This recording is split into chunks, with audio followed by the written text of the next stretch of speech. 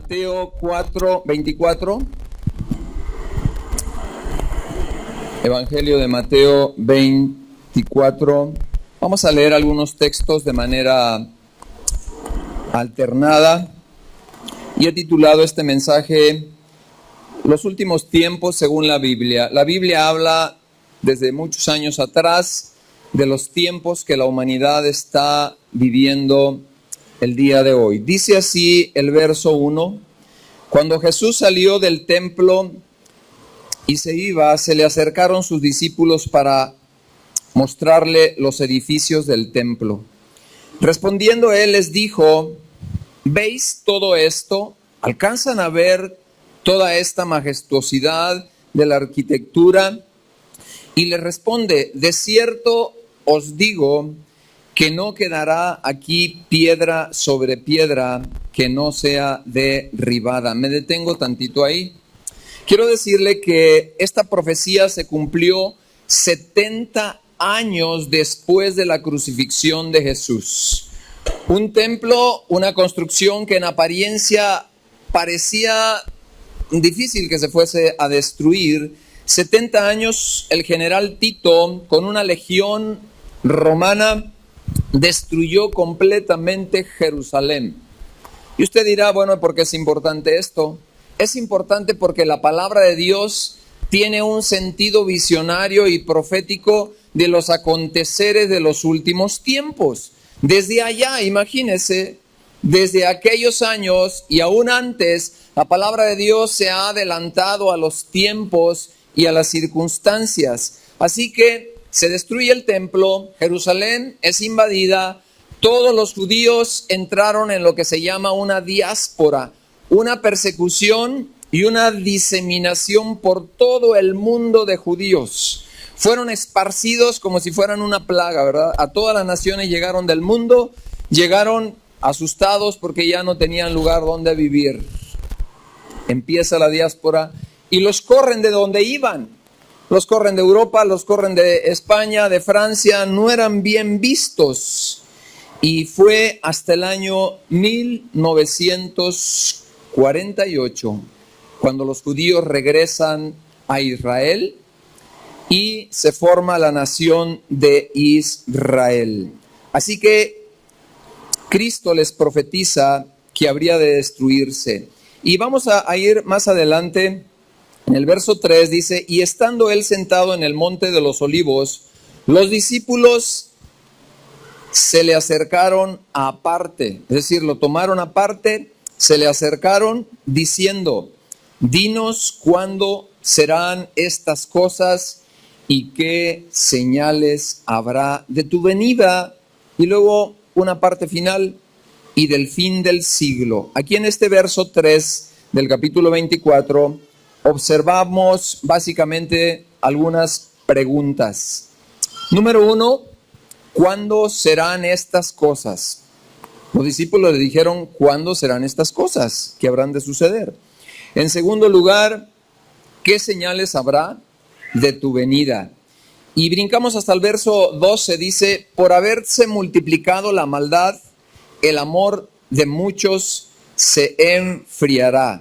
Aquí encontramos multiplicación de la maldad. Quiero detenerme ahí y que podamos ver un video, no sé si lo tengamos disponible y lo podamos correr. Es un video de nuestro presidente de la República. Ponga atención, tal vez usted ya lo ha visto. El 17 de mayo de 2016, el presidente de México, Enrique Peña Nieto, hizo algunos anuncios. La prensa reportó que se iba a aprobar que las uniones homosexuales fueran consideradas matrimonio. La realidad es bastante más compleja que eso. Y conviene que la sociedad lo sepa y que tome sus decisiones. Antes de comenzar a hablar sobre los anuncios, quisiera dar una introducción sobre un tema que nos ayuda a entenderlo todo. Se llama la teoría o ideología de género. Para entender la ideología de género, primero tenemos que recordar unos aspectos básicos de biología. Todos los seres humanos nacemos hombre o mujer. Está presente en el par 23, donde dice XX en todas las mujeres y XY en todos los hombres. Y eso va desarrollando no solo nuestro cuerpo, sino también nuestras emociones y todos los aspectos que configuran nuestra personalidad. Y la sociedad va haciendo que los hombres y las mujeres vayamos asumiendo diversas formas de comportarnos de acuerdo con cómo estamos hechos. La cultura viene después de la biología, pero no la sustituye. Bien. Dicho eso, vamos a explicar qué es la teoría de género. La ideología o teoría de género dice que somos, voy a usar una comparación, como una pequeña cebolla. Y en el núcleo más central de esa cebolla estás tú que piensas. Y es todo lo que haces. Por encima de eso, cuando naces, viene un sexo biológico que, según la ideología de género, te es asignado o impuesto al nacer. Según la ideología de género, ya no se puede decir que nacemos hombres o mujeres, sino que se nos asigna culturalmente ser hombre o mujer. Después de esa primera capa viene la identidad sexual, y es que independientemente de tu sexo biológico que se te haya impuesto, qué es lo que tú dices que eres y que todo el universo tiene que alinearse con lo que tú dices que eres, sea hombre o mujer, o no sabemos si también otras opciones. La tercera capa, según la teoría de género, se llama, ahí sí, género. El género es cómo interactúas con los demás, cómo te sientes, con qué roles te identificas. Por ejemplo, se dice que un rol de género es tener el pelo largo en las mujeres y el pelo corto en los hombres, y que eso es cultural. Bien, sí es cultural en parte, es verdad. Hace algunos siglos, por ejemplo, los hombres usaban pelucas y se maquillaban. Pero al mismo tiempo también hay que recordar que existen convenciones sociales. Y las convenciones sociales son formas con las que toda la sociedad nos ponemos de acuerdo en cómo convivir y cómo comunicarnos. En la ideología de género, después de esta cebolla o de esta capa de género, viene la orientación sexual. La orientación sexual es con quién quieres relacionarte. Todo depende de qué es lo que asumas como principio. O la biología o la ideología. El presidente Enrique Peña Nieto hizo unos anuncios donde va a hacer que todo nuestro país asuma como política de Estado la ideología de género y se va a anotar en 5 elementos que vamos a comentar ahora. Primer elemento, va a haber un cambio en la Constitución según el presidente. El presidente propone que se cambie la Constitución para que se ajuste a unos criterios que dijo la Suprema Corte de Justicia de la Nación, lo cual es un poco extraño porque se supone que la Suprema Corte de Justicia no escribe la Constitución, sino que la conserva, y somos los ciudadanos los que decidimos el texto constitucional que queremos. Pues el presidente dijo que se va a cambiar la Constitución de modo que esté prohibido definir el matrimonio como la unión entre un hombre y una mujer con fines de procreación. Además, el presidente agregó también en ese anuncio sobre la Constitución un compromiso de su parte de entregar niños huérfanos en adopción a parejas del mismo sexo, sin importar que sea más bien un derecho del niño el tener un papá y una mamá, porque ese fue su origen. El segundo anuncio del presidente fue cambiar el Código Civil y todas las formas de identidad de los ciudadanos. ¿Qué significa esto? Que a partir de ahora, en los pasaportes, las credenciales de elector, las actas de nacimiento, por ejemplo, no solamente va a ser hombre o mujer según naciste, porque según la ideología de género tú no naces hombre o mujer, sino que desde el aire alguien te impone ser hombre o mujer sin importar tu cuerpo o tu sexo biológico. Entonces tú lo vas a poder cambiar a conveniencia o según se te ocurra. Y además, según el presidente, si pasa esta reforma, también lo van a poder hacer los menores de edad, de forma que un niño de 4 años podría llegar a decir, ya no soy niño, soy niña, y todo su carnet escolar, su acta de nacimiento y todos sus papeles tendrían que cambiar. Como esto no ha sucedido en México, no sabemos todas las implicaciones que puede tener, pero ya pasó en otros países. Por ejemplo, hay unos países como Alemania y Australia donde se está proponiendo que los niños al nacer, en el acta de nacimiento, le pudieran poner neutro y que ya después ese alemán, niño o niña, después diga si es niño o niña. Además, también sucede que en Nueva York, por ejemplo, hace un poco más de un año salió una cartilla de géneros. La cartilla de géneros dice que tú puedes escoger ser hasta 32 cosas distintas. En esa cartilla de géneros, en la quinta fila, sí aparece hombre o mujer. Pero además de esas dos opciones hay otras 30, con las cuales además tendría la obligación toda la sociedad de referirse a la persona que está diciendo eso. También podría suceder lo que ocurre en algunas partes de España, donde si un niño dice que es niña, primero que nada le cambian sus documentos de identidad, su acta de nacimiento. En la escuela le cambian todos sus papeles.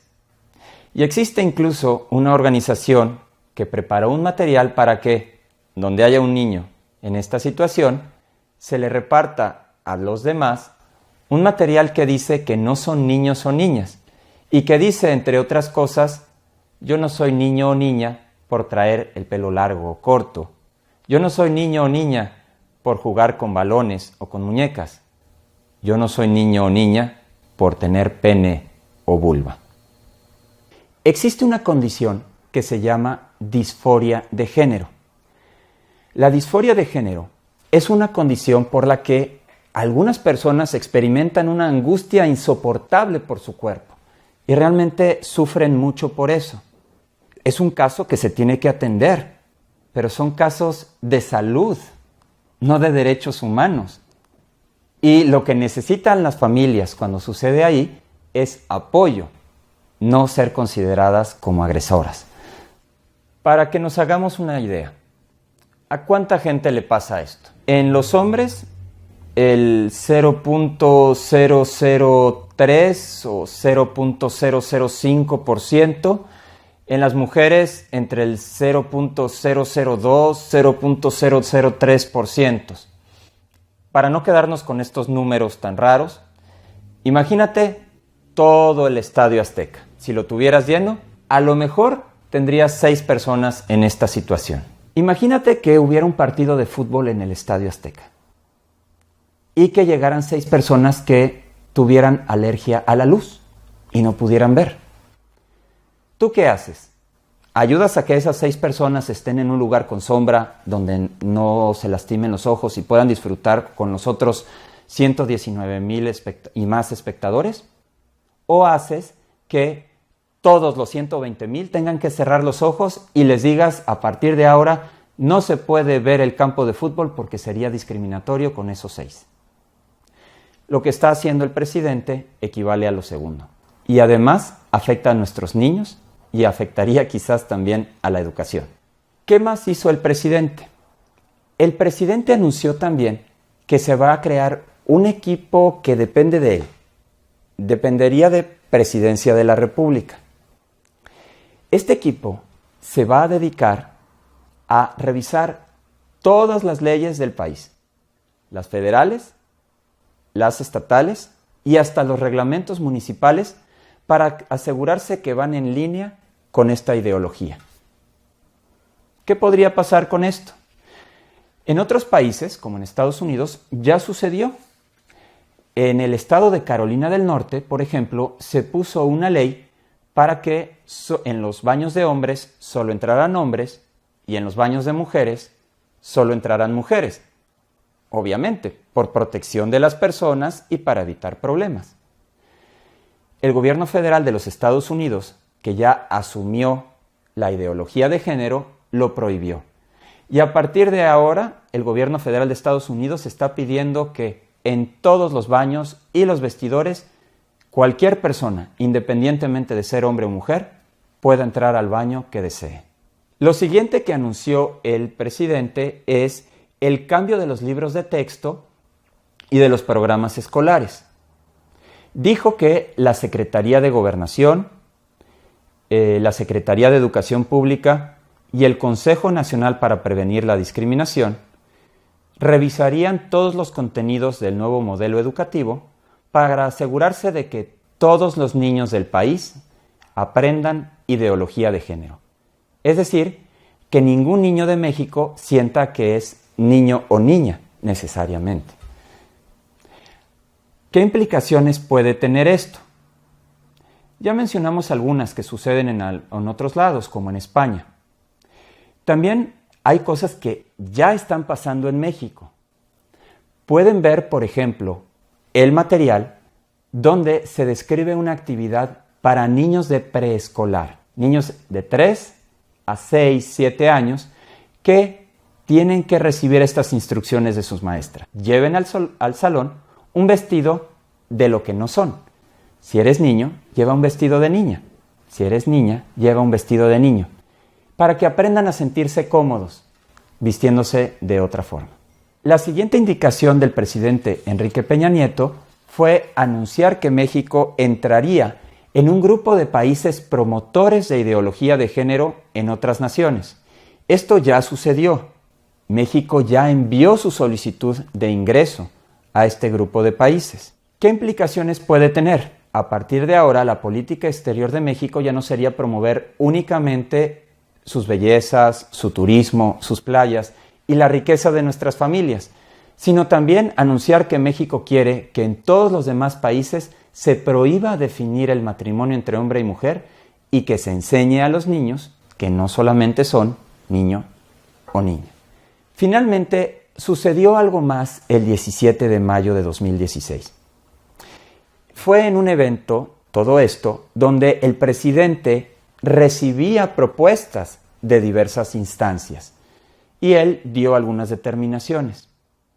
Hubo algo que vale la pena compartir. Una de las propuestas que recibió es que si hubiera padres de familia que se opusieran a esta forma de educar a sus hijos, que sean considerados por el gobierno como violentos. Sí, los padres de familia que queramos educar a nuestros hijos en que el matrimonio es únicamente entre hombre con una mujer donde nacen los hijos, y aquellos padres de familia que queramos enseñarles que el hombre está hecho para la mujer está hecha para el hombre, ¿sí? Y que le digamos a nuestros hijos que son niños o niñas únicamente, algunos de nosotros podríamos llegar a ser considerados violentos en caso de que esta propuesta llegara a ser acogida por el gobierno del presidente Enrique Peña Nieto. Quizás tú no estás de acuerdo con esto. Quizás tú crees que al presidente no le toca decidir estas cosas. Si es así, vamos a hacérselo saber. Súmate al Frente Nacional por la Familia. Súmate a alguna de las organizaciones que conforman el Frente Nacional por la Familia. Más de 1000 en todo el país que queremos ser democracia, que queremos que sea la sociedad la que directamente podamos educar a nuestros hijos y definir qué modelo de familia creemos que es mejor para nuestros hijos. No lo dudes, este es el momento de saber y de actuar. Súmate a Frente Nacional por la Familia. Soy Marcial Padilla, director de Comparticipación, una de las organizaciones que conforman el Frente Nacional por la Familia, más de 1000 en todo el país. Gracias.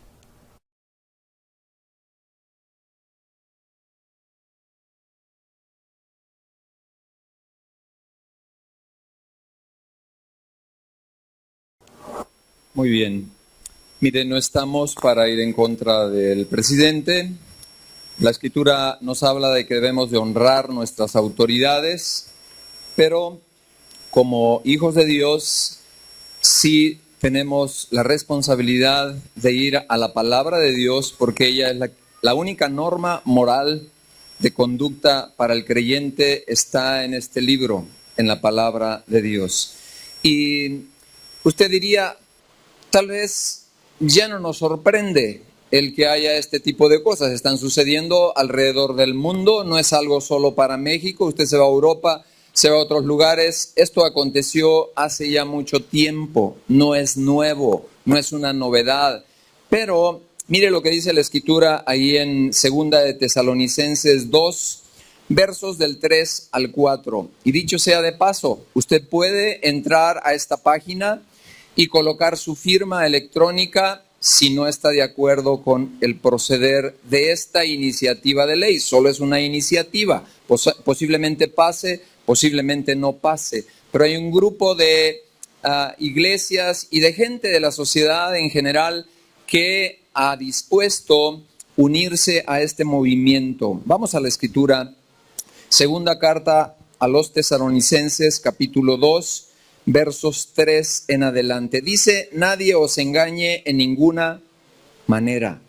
Nadie os engañe en ninguna manera, porque no vendrá, hablando de la segunda venida de Jesús, porque no vendrá sin que antes venga la apostasía y se manifieste el hombre de pecado, el hijo de perdición. Si usted conoce un poquito, tiene algo de instrucción bíblica y ha recibido instrucción, sabe que Jesús prometió regresar por segunda vez a la tierra.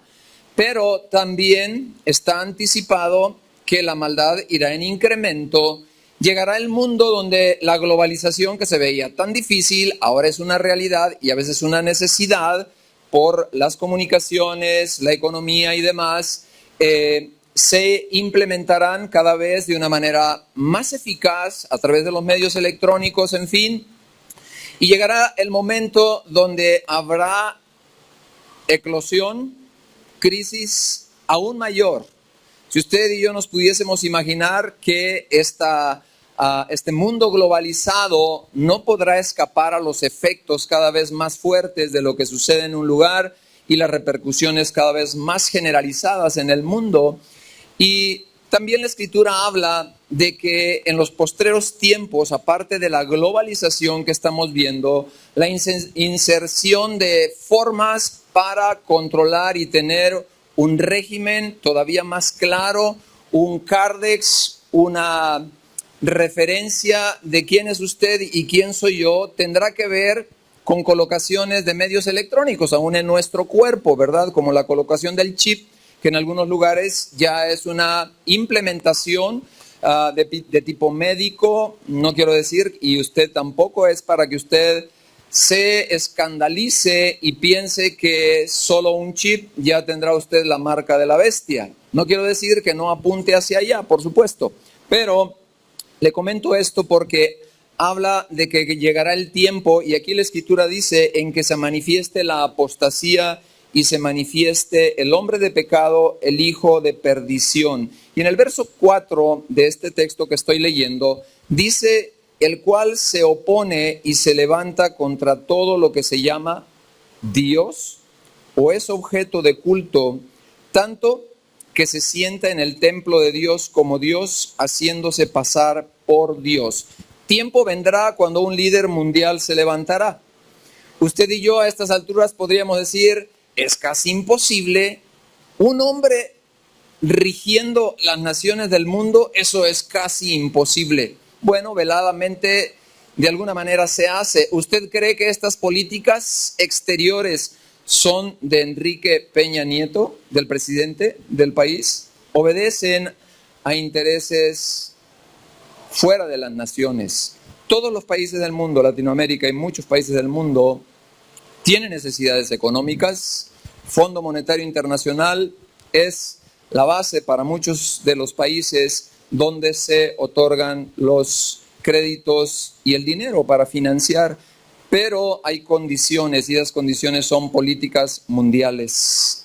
Y este tipo de reformas tienen que ver con políticas mundiales. Cuando habla aquí del hijo de perdición, habla de un líder que se levantará en los últimos tiempos, donde habrá un control especial en el mundo. Y esto no es para que usted se asuste, no es esa finalidad. Es para que usted y yo como iglesia podamos saber qué podemos hacer como roles en la sociedad, en la familia que a usted le toca a presidir, bendecir, qué funciones y qué espera Dios que usted y yo hagamos para mantenernos firmes. Y yo no sé si a sus nietos o a sus bisnietos les tocará vivir tiempos donde habrá un reto mayor para mantenerse firmes en la fe. Entonces, quiero decirle que este movimiento general, por ejemplo, el movimiento homosexual, es un movimiento mundial y hay una efervescencia. Y usted podría decir, ¿esto será de moda nada más? ¿Será porque es la moda actual? Quiero decirle que es el líder mundial, porque no podemos excluir que este tipo de información, no podemos excluir que la tendencia del mundo a esta inclinación de cambios de género y de la vida inmoral de las naciones va en un incremento, real. Vayamos a la escritura en el capítulo 11 del libro de Daniel, por favor. Daniel capítulo 11, versos 37.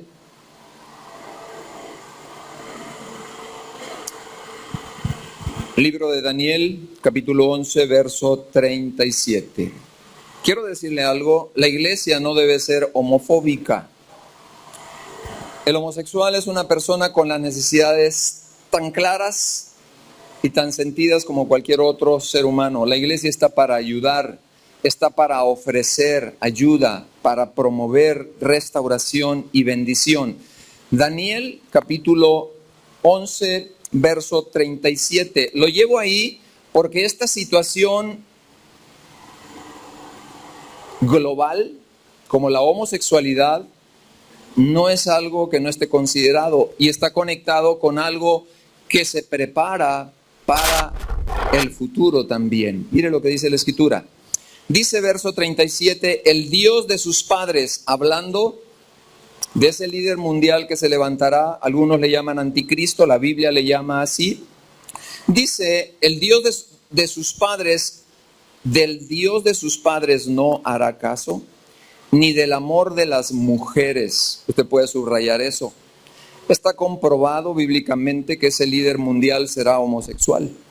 Así que no hay una situación de sorpresa que se prepare un escenario y usted tras el telón que tenemos, posiblemente no veamos, posiblemente no podamos discernir, pero la Escritura se adelanta a los tiempos.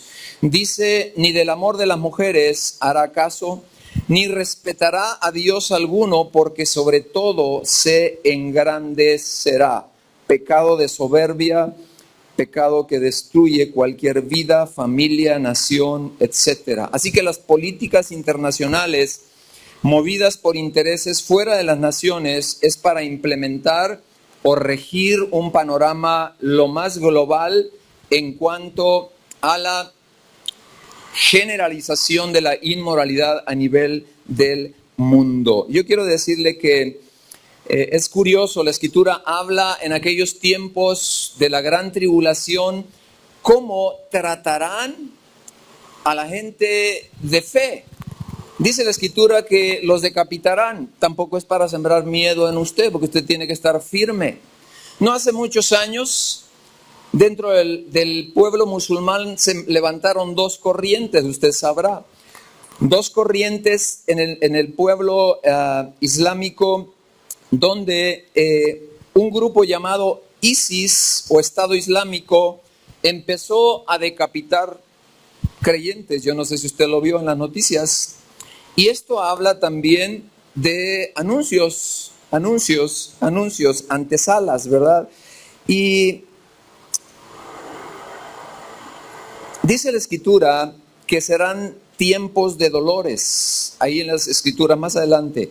Se levantaron los sunis y los chiitas, miembros, todos ellos musulmanes. Los sunis creen que ellos son los herederos directamente de Mahoma. Los chiitas creen lo contrario, que por línea genealógica ellos son mejores. Y el Islam está dividido en dos grandes ramas. Ahorita los sunis interpretan el Corán y dicen que el Corán dice que hay que matar a todos los infieles. ¿Y quiénes son todos los infieles?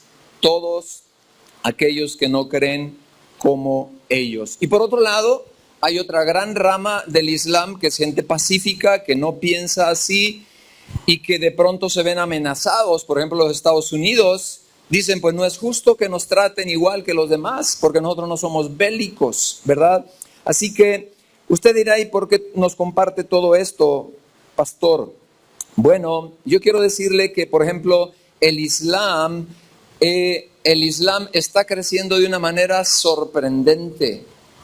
7 por cada niño que nace en Europa hoy día nacen de hogares musulmanes. De tal manera que al paso de una década, 2 décadas, ellos habrán invadido gran parte de Europa solo por reproducirse de manera natural. Usted sabe que en Europa casi no nacen niños, pero los musulmanes se están reproduciendo como conejos, como conejitos. Hay una gran proliferación. En nuestro país ya hay musulmanes. Usted váyase a Chiapas y va a encontrar musulmanes ahí creciendo y desarrollándose. Entonces, todo ello para nosotros es importante no pasarlo desapercibido. Así que los líderes hoy día de las naciones del mundo se inclinan más por la opinión pública. Esto viene no del concepto bíblico de cómo debe ser la vida moral de una nación. Viene a través de un pensamiento y se considera que los valores morales pueden estar establecidos sin relación al Creador. Y eso nos toca a nosotros. La responsabilidad para hacer lo correcto o para evitar lo incorrecto debe de basarse en el temor a Dios, en el temor a Dios. Así que la única persona que tiene el derecho de hablar en cuanto a moral, si usted tiene fe, si usted cree en Dios, tiene que venir de la palabra de Dios y del consejo de la palabra de Dios. El hombre dice que puede ser arquitecto de su propio destino. ¿Y qué cree? Nos hemos equivocado tanto. El mundo se equivoca y dice, discúlpeme, me equivoqué, después de que ha pasado una gran generación y se ven los desastres. Así que el ser supremo que se ha levantado en contra de Dios se llama humanismo. El humanismo es lo más parecido al cristianismo, fíjese bien, pero lo más dañino también, porque entonces el hombre dice, yo a través de mi razonamiento y de mis pensamientos voy a establecer lo que es bueno y voy a decir lo que es bueno y lo que es malo. Y la Escritura hacia adelante y dice, llegarán tiempos en este globo terráqueo donde a lo bueno se le llame, ¿de qué manera? Malo. Y a lo malo se le llame bueno. Le pregunto, ¿hace cuánto este mundo llegó a esa estación? ¿Hace cuánto llegamos a esa estación? Eso no es nuevo. Eso ya tiene mucho, pero mucho tiempo. Vamos a las Escrituras. En Romanos 3:20, vayamos ahí. ¿Qué es lo que nos puede dar el discernimiento y el conocimiento de lo bueno y de lo malo? Bueno, la Escritura a lo malo le llama pecado o maldad o acciones que infringen la palabra de Dios.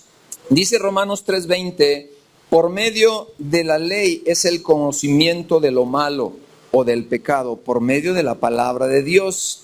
¿Quién dice que es bueno o malo? ¿El hombre o Dios? Según la palabra, tiene que ser el autor, el creador de la vida del ser humano. Así que la moralidad es determinada por la palabra de Dios, no por la opinión de los hombres y mujeres de esta sociedad presente.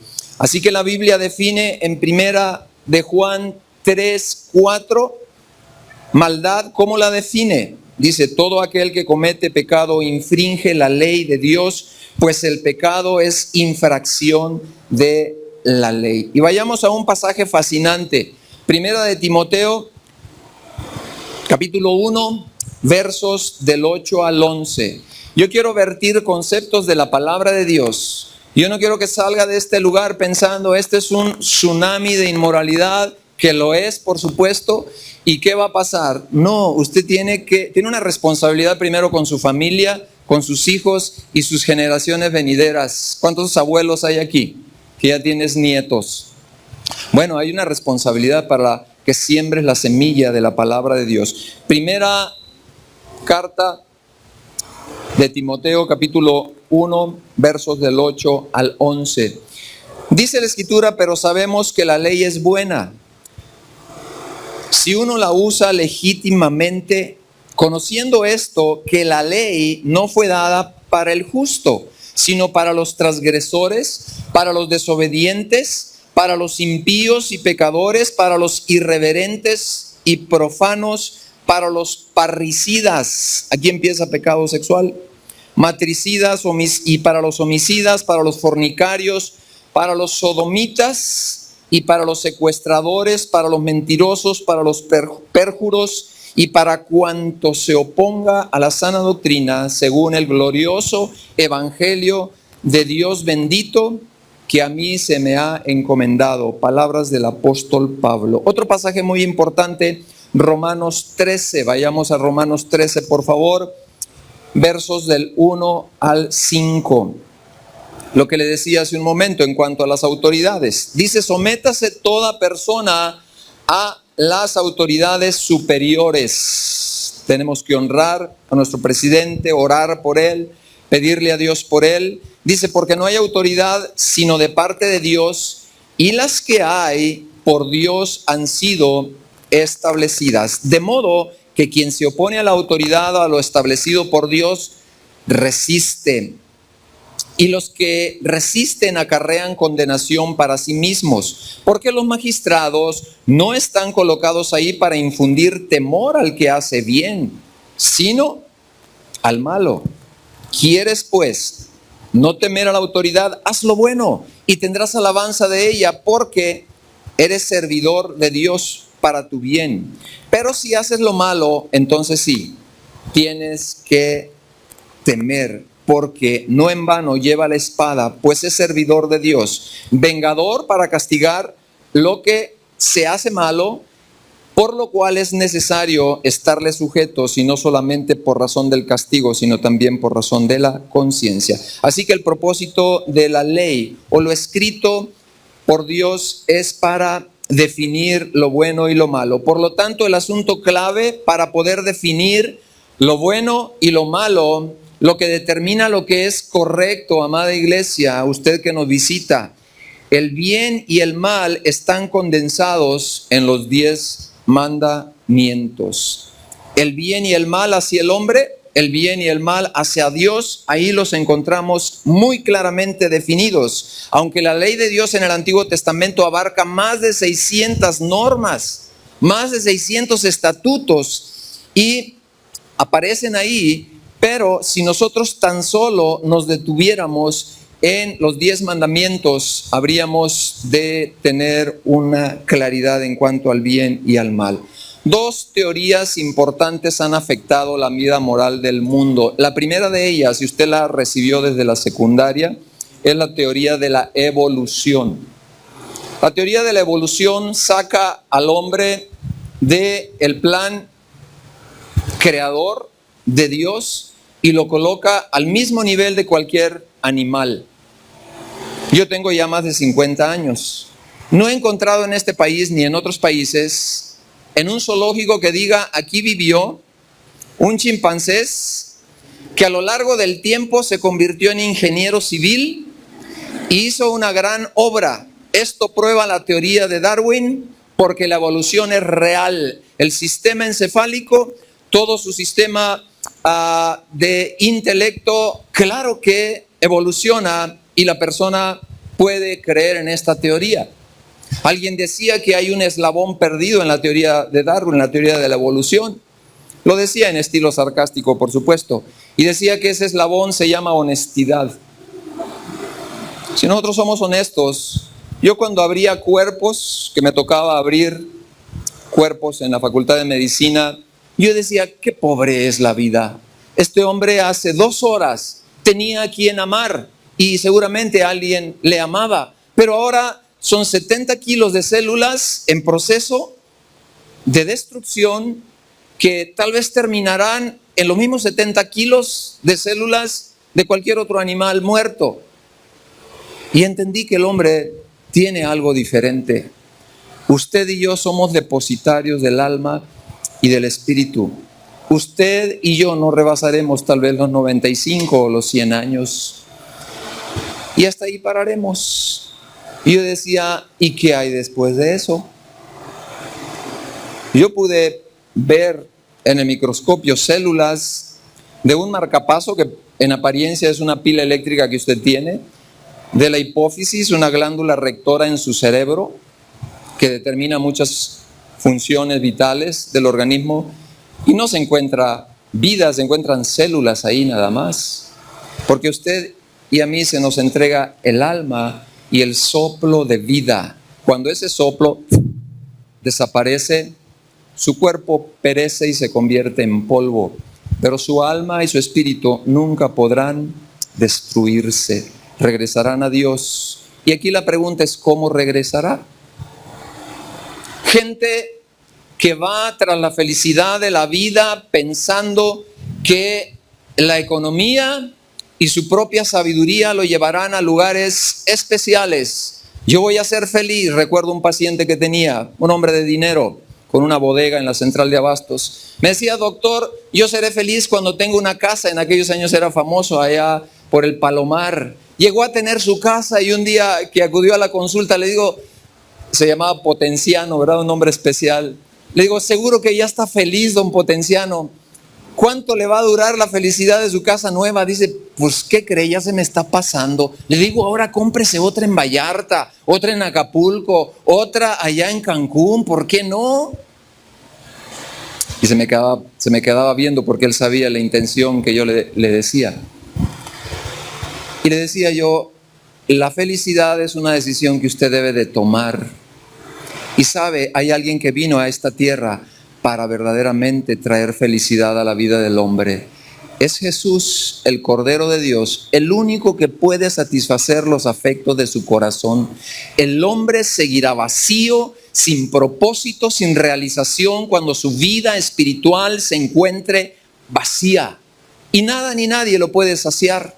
El dinero, dice la Escritura, que el dinero puede convertirse en el principal enemigo. Ahora, déjeme decirle, tampoco se convierte en una persona mediocre. El plan de Dios es que usted sea próspero y tenga para compartir y para dar. ¿Por qué no? La Biblia encontramos a un hombre como Salomón, un hombre que, pues en su tiempo era conocido, aún de otras naciones venían a verlo por el dinero y donde había caminado. Así es que la teoría de la evolución ha hecho daño a la vida moral.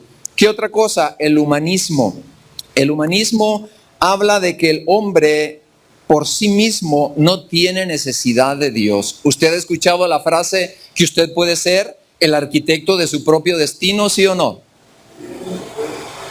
He conocido personas que han empezado así y me las he encontrado algunas, caminados algunos años en el atardecer de su vida. Yo recuerdo un compañero de generación que me decía, Francisco, tú no eras tan tonto para que pienses en las cosas de Dios. Pasados los años me lo encontré, ya como unos 20 años. Me lo encontré y le dije, Marco, ¿le podría preguntar a tu mujer, porque ella llevaba la segunda, si ella es feliz? Me dice, no, pregúntamelo a mí, yo te lo digo, ella no es feliz. Entonces, Dios tiene un plan y un propósito para tu vida. Lo he dicho desde aquí. La desgracia del cristiano no es morir, porque si usted está firme en el Señor Jesús, sabe a dónde va. La desgracia del creyente es haber muerto sin haber encontrado el propósito de Dios para tu vida. Cuando Dios te creó, amado amigo, hermano, hermana, cuando Dios te trajo a esta tierra, Él diseñó un cárdex, un propósito para que tú lo llevaras a cabo. Este mundo nos ha enseñado mal. Este mundo nos ha enseñado a amar lo que tiene precio y no a apreciar lo que tiene valor. Por lo tanto, usted y yo valemos por los doctorados, por el dinero, por la fama, por el poder. Y déjeme decirle, eso no ha hecho feliz a mucha gente. Ayuda a vivir bien tener dinero, pero eso no trae la felicidad plena a la vida del hombre. Es más, muchas veces el dinero es raíz de discordias, de herencias y de situaciones tremendas. Pero vamos a ir un poquito más enfocándonos a lo que nos tiene. Así que los 10 mandamientos son autoridad para saber lo bueno y saber lo malo. El mundo está en una confusión mental. ¿A dónde nos llevan estos 10 mandamientos? En primer lugar, a que nosotros reconozcamos que hay un creador. Hay alguien que creó tu vida y que tiene en sus manos tus días y tu tiempo. Sabe que hay gente en la ciudad de Guadalajara que anoche intentó quitarse la vida y algunos lo lograron, porque es una ciudad muy grande. Y habrá personas que estén pensando en quitarse la vida porque no encuentran sentido y propósito. ¿Ha escuchado gente de Hollywood? Gente archimillonaria que usted dice, se quitó la vida sin más. Pareciera que las cantidades de millones de dólares, pues con que a usted le hubieran pasado pues el 5%, usted dice, no, con eso yo me doy. Casi pongo mi vida por él, ¿verdad? Pero eso significa que hay un extravío en el camino de la vida. Jesús dijo, yo vengo para que no te extravíes. ¿Estás extraviado? Búscame. Yo te voy a indicar el camino. Y no estoy hablando de religión. Las religiones, las situaciones impuestas a la fuerza nunca han funcionado. No veo a Jesús a lo largo de la Biblia llevando religión a la vida de las gentes. Lo veo llevando transformación, cambios radicales en su manera de pensar para que haya cambios en la manera de vivir. Se lo repito, si usted no puede cambiar su manera de pensar, difícilmente cambiará su manera de vivir.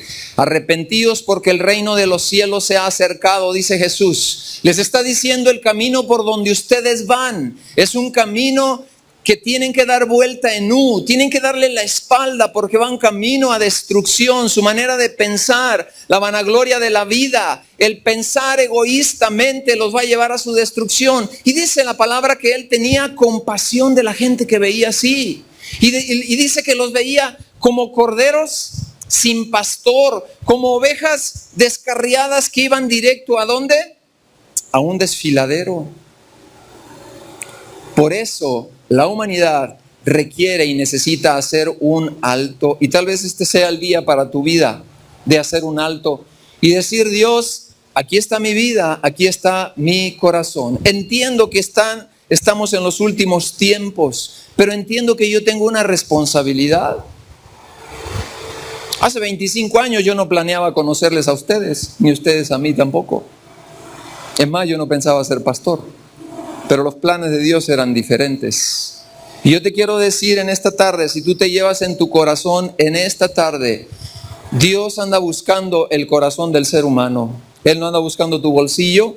Él no tiene un interés en particular sobre cambiarte a la fuerza. La palabra de Dios dice, no es con espada, no es con espíritu, no es con fuerza, es con mi Santo Espíritu. Si tú eres padre de adolescentes, en la adolescencia, si no hay relación, se va a generar rebelión. Yo te pregunto en esta tarde, con un hijo adolescente que no tienes una buena relación con él, dale órdenes e instrucciones y ¿qué vas a cosechar? Órdenes sin relación van a generar algo que se llama rebelión, la rebelión. Así que el Señor Jesús trae en su palabra toda la historia de principio a fin de este mundo, y estamos llegando a tiempos muy interesantes donde nosotros tenemos que hacer un alto, detenernos, porque vendrá un nuevo sistema que se establecerá aquí en la tierra y ya está en operación. Así que el humanismo, mire Romanos 3 del 10 al 12. Dice, no hay justo ni aun uno, no hay quien entienda, no hay quien busque a Dios. Todos se desviaron a una y se hicieron inútiles. No hay quien haga lo bueno, no hay ni siquiera uno solo. Y en esta recta final quiero decirle que hay una catástrofe moral, hay una hecatombe mundial en la vida moral. La cuerda moral ya se rompió, no se debilitó, ya se rompió hace muchos años y está hablado aquí en las Escrituras. Y quiero terminar con la alusión nada más del pueblo de Israel cuando él empezó a caminar por aquí. Vayamos a 2 Crónicas 7:14. le dio a la nación de Israel el remedio de su decadencia moral. Segunda de Crónicas 7:14. Dice, aquí el pueblo ya se había descarriado, ya se había alejado, y aquí viene, dice, si se humillare mi pueblo sobre el cual mi nombre es invocado, y oraren y buscaren mi rostro, y se convirtieren de sus malos caminos, entonces yo oiré desde los cielos, perdonaré su pecado y sanaré su tierra. Está dando la receta el médico para una enfermedad casi incurable, donde había destrucción. Y en el último capítulo de Segunda de Crónicas registra la invasión, porque vinieron los babilonios, los conquistaron, los llevaron cautivos 70 años. ¿Qué encontramos aquí? La inmoralidad causa cautividad. Qué increíble que una imagen de cualquier pintura tú te puedas deshacer de ella fácilmente, pero una imagen pornográfica, algo sucede en el cerebro que tú no te la puedes quitar fácilmente. No te la puedes quitar fácilmente. Algo sucede internamente y habla de que la inmoralidad siempre llevará a cautividad y a crisis económica. Lo he visto transcurrir, lo he visto llevarse a cabo en familias, en personas, aún en sociedades económicas. Crisis morales. Uno diría que tiene que ver la inmoralidad de un político, de cualquier persona que esté en un puesto alto, con que las cosas no vayan bien o con que haya crisis económica. En primer lugar, si tiene 2 o 3 familias, le va a costar dinero. En el tiempo que David pecó en el pueblo de Israel, hubo decadencia económica. Hubo una decadencia económica. Pero si se va a estandarizar la baja moralidad en toda nuestra nación, yo le pregunto, ¿qué le espera a nuestro México lindo y querido? ¿Qué le espera? ¿Qué haremos usted y yo? No podemos salir a las calles y hacer protestas, pero sí podemos fundamentar los valores morales y espirituales en 4 paredes que a ti, Padre, te corresponden y a mí me corresponden. A veces hemos dejado la educación en manos del gobierno y la ha tomado, y vea el curso que posiblemente tome esta nación. Y habremos de quedarnos encerrados en nuestras 4 paredes, los domingos venir a un templo, recibir una instrucción nada más, o habremos de colocarnos las pilas para decir, de mí y de mi familia, yo y mi casa serviremos al Señor. ¿Cuántos dicen amén? ¿Amas a tu Dios? Esta es la hora en la cual te debes de levantar los estándares morales para enseñarlos en tu casa. ¿Sabes por qué los judíos muchos años no tuvieron lesbianas, no tuvieron homosexuales? Porque tenían el bar mitzvah y el sabbat. Una vez a la semana se sentaban con sus hijos. Cuando el niño llegaba a la pubertad, 12 años, que ya podía ser hombre. Cuando la niña le bajaba la menstruación, ya podía ser mujer. Ellos no pasaban por alto eso. El padre se ponía las pilas y llegaba con la hijita y tenían una celebración especial donde los bendecían con identidad de género. Y a la niña que ya estaba en la edad, en su primera menarquia, se le sentaba y el padre le decía, estoy tan orgulloso que ya no seas una niña. Tú eres una mujer. Muchos años no hubo lesbianismo en el pueblo de Dios. Muchos años no hubo homosexuales. Les daban afirmación de género. En primer lugar, tú eres mujer. Al hombre le decían, tú eres hombre. Y si no, quítate la ropa en un espejo y vete de frente. Si te cuelga algo, eres varón. En segundo lugar, les daban una identidad de pertenencia. ¿De dónde viene la crisis a veces sexual? Estúdielo y va a encontrar falta de imagen paterna, una mala relación con papá o mamá, ciertamente malas experiencias sexuales, una violación que a partir de ahí abrió las puertas. Por supuesto que todo eso puede pasar. Les daban identidad de pertenencia. Les decían, eres tan importante que daríamos nuestra vida por ti. Papá, tus hijos, mamá, tus hijas, ¿han escuchado eso? ¿O las escucharon?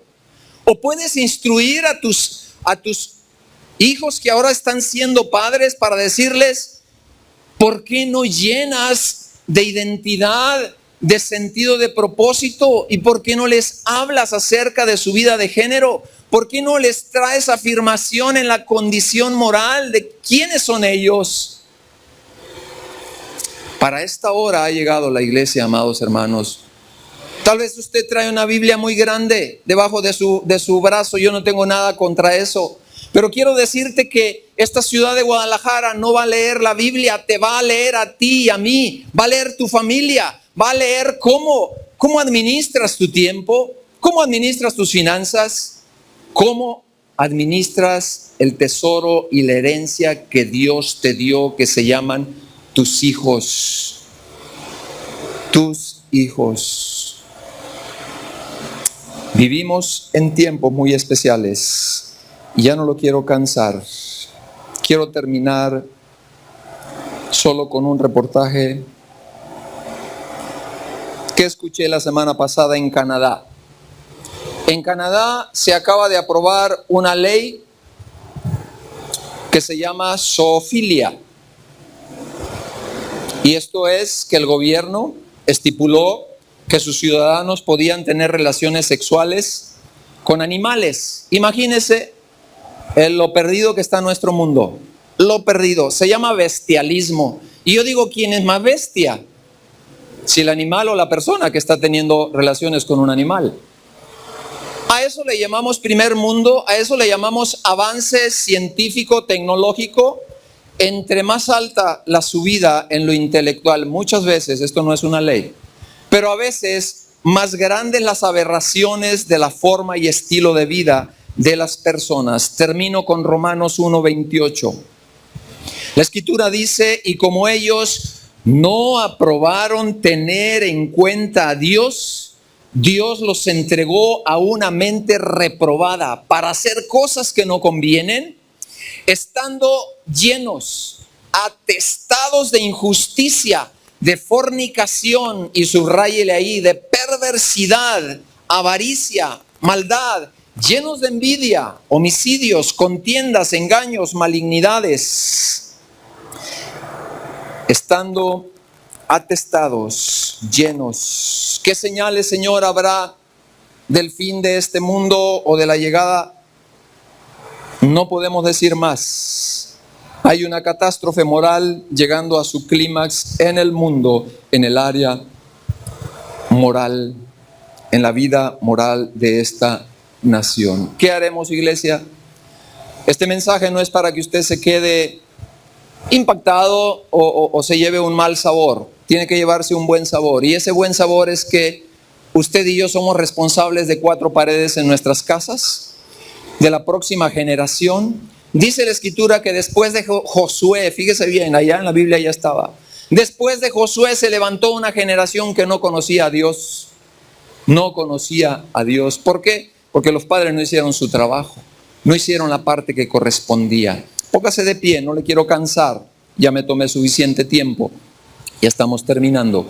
Yo quiero orar por usted y el motivo de esta enseñanza, predicación, es sensibilizarle de que realmente estamos en tiempos donde usted y yo podemos hacer la diferencia para bien. Si nos multiplicamos, si conquistamos en el sentido de compartir a otros las buenas nuevas del Evangelio, y si vivimos, mire, yo quiero decirle que hay cristianos marca diésel, y usted sabe por qué yo digo esto aquí. Hay cristianos que dicen que son cristianos, pero no lo son. Es decir, el que usted venga a este lugar no lo hace ser un cristiano, perdóneme, con todo lo bueno que puede recibir cada vez que usted viene a este lugar. Y esta tarde yo quiero decirte que Jesús comenzó a predicar y a decir arrepentíos. Yo tuve que arrepentirme de joven, tenía unos 19, 21 años, casi terminando mi carrera. Me tuve que arrepentir de mi indiferencia hacia Dios y pensar que mi vida no necesitaba de Dios. Tal vez tu filosofía de vida sea humanismo, donde pienses que tú solo la vas a hacer, tú solo puedes salir adelante. El Señor dice, yo estoy a la puerta y llamo. Tan real es el cielo como el infierno. La Escritura habla claramente, si no os arrepentís, pereceréis. Arrepentíos y convertíos. Quiero orar por ti en esta tarde. porque entendamos el plan que Dios tiene personal, individualizado. Y tú se lo puedes pedir y tú le puedes decir: Señor, ¿qué cosas puedo yo hacer? Tal vez, si ya soy un cristiano, por mis hijos y mi descendencia. Si no estás seguro, si el día de mañana el Señor te lleva, no estás seguro dónde pasarás la eternidad, este es el día de salvación. ¿Y cómo es eso, pastor? Dice la Escritura que el que creyere que Jesús fue levantado de los muertos, que Él vino y murió por ti, tendrás vida eterna. Y si hay arrepentimiento en tu corazón, esto no es por asistir a un lugar, esto no es porque escuches a un predicador o a un pastor. El Espíritu Santo te anda buscando esta tarde. ¿Querrás entregarle tu vida a Jesús? Enseguida voy a orar también por tu familia. Padre, en esta tarde, si esta es la convicción de tu corazón, si en tu vida no estás convencido, ¿qué pasaría si el día de hoy vienen a pedir tu alma? ¿Qué darás por recompensa?, le dijo Jesús a aquel hombre rico. ¿Cómo podrás recompensar con la cantidad de millones de pesos o de dólares? Jesús le dice a ese hombre: necio, eso no te sirve para alcanzar la vida eterna. Mas a todos los que le recibieron, a los que creen en Él, les da oportunidad de ser sus hijos. En esta tarde querrás decirle a Jesús: Señor, tal vez he andado frío o me he alejado de ti, porque me han defraudado tal vez los hombres, los pastores, las religiones, pero aquí está mi corazón. Te quiero entregar mi corazón, mi vida, mi futuro, quiero colocarlo en tus manos. Este es el día de salvación. Este es el día de tu encuentro con tu Dios. La palabra de Dios dice: y si te volvieres al Omnipotente, alejarás la aflicción de tu casa y de tu tienda. Así lo dice en Job. Dile: Señor, me he equivocado. He vivido para mí egoístamente, pero aquí está mi vida. Quiero que tengas la prioridad. Tu palabra dice: buscad primeramente el reino de Dios y su justicia. Entrégale tu vida al Señor. En segundo lugar, quiero orar para que el Señor te capacite para instrucción de tus hijos. Padre, oro por cada familia aquí. Que tú, Señor, nos abras los ojos de la época, el tiempo donde vivimos y los días son malos. Pero pido, Dios mío, la gracia, pido el favor, pido, Señor, el entendimiento claro de que tenemos que levantar generaciones más fuertes para los últimos tiempos. Te doy gracias por tu palabra en el nombre de Jesús. Amén y amén.